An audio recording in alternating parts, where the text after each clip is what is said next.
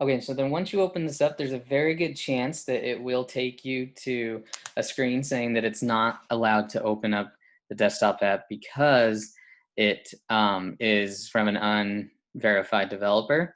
And so what you'll need to do is then go into your security preferences again, just like you did for the installation. And you just have to click on it once. You just have to click open anyway. And then you'll have to verify your stuff. So you'll have to put your password in or whatever, and it will open it, and then it won't ask you that moving forward. Your computer will then assume that you're trusting this website, and then it will open it up every single time. However, a lot of you might get this message. Some of you will, some of you won't, saying that it's trying to install a new helper tool, and it will actually enter or ask you this every single time it opens up, and you do not need the helper tool. It is basically just to make the program work a little bit quicker, but it does not need to be installed every single time you open it. So you can simply just click cancel there. Once you do that, the actual program itself will open up. Depending on your Wi-Fi connection, it might take a little while. Anyway, then you'll enter your username and password right here.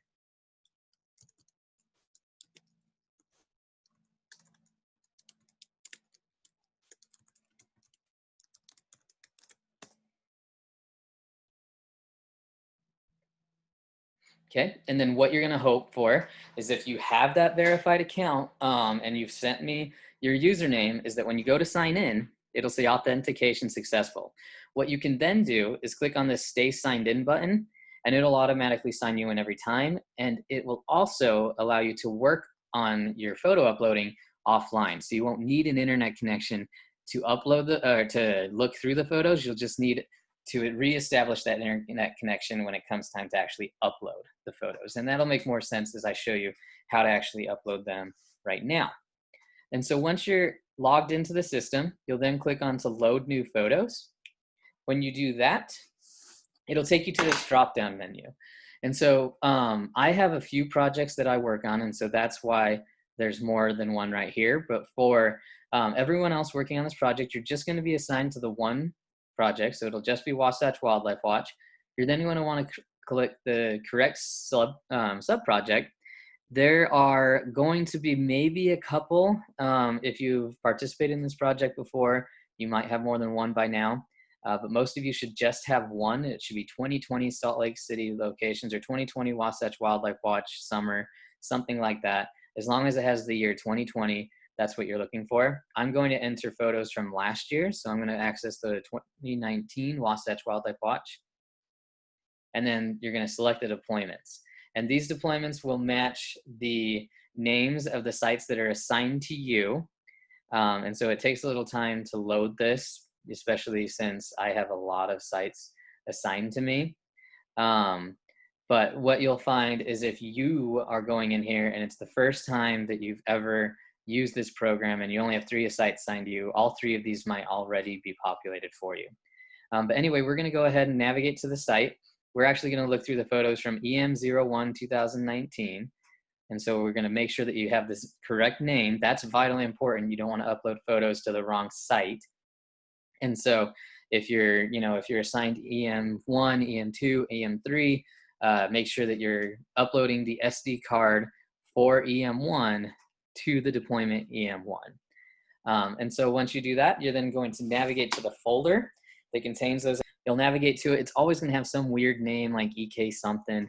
And then what you'll see is that each camera with these SD cards, it'll take photos and separate those photos in thousands. And so little packets of 1,000 photos each.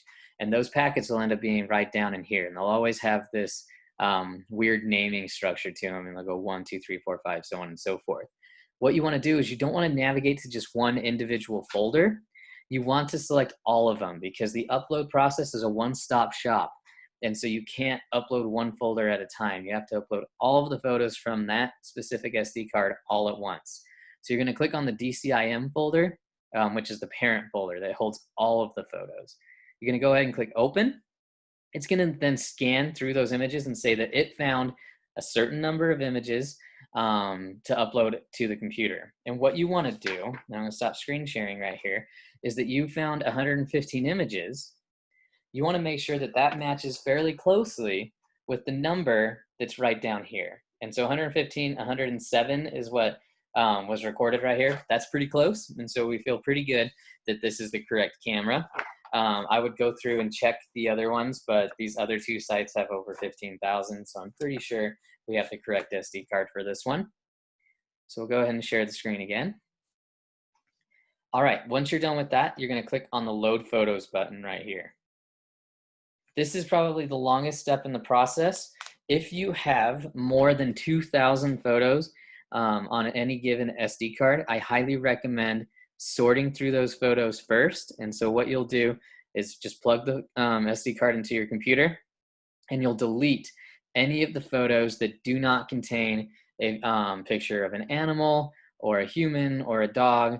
Basically, any photo that's just swaying vegetation where the camera was obviously triggered by nothing in particular, you're going to delete those photos so that you can thin it down to about 2,000 or so. Anything more than that can sometimes crash this desktop app, and it can also take a really long time to upload those photos. With the 115, it's really quick, like this one was, but a lot of those, it takes a lot longer than that. All right, so once you're at that part of the deployment, you're then going to have to enter in some information. And so if you've sent me your latitude and longitude already, they'll actually be under the proposed latitude and longitude. And so you can just enter those directly in. If not, you're gonna have to just relook at the latitude and longitude that you have on your data sheets, and you just go ahead and enter that number in.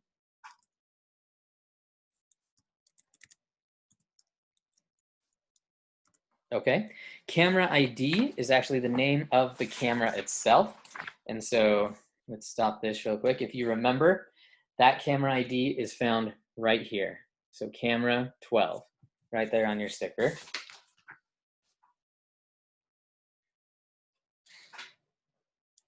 And then detection distance is the number of paces until the nearest impediment. And in this case, it was 12.